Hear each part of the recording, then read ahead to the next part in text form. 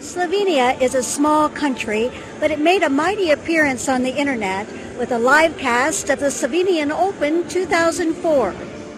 A crew of 6 volunteers rigged phone connections, set lights, cameras, and live switched more than 30 hours of the dance competition. How difficult was it to put together this live cast? Well, when Freddy asked us to shot this live cast on the internet, we knew what kind of technology we're going to have, and we had to improvise it in advance. We didn't improvise it here, but we had to improvise it. What are we going to bring here, and what kind of wires do we need, and what kind of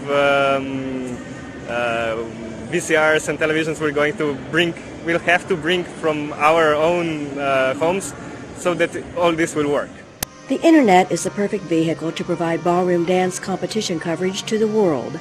Not only could internet viewers watch the competition, they had results at their fingertips within minutes after the finals. The competition organizer and tech crew deserve accolades for a job well done.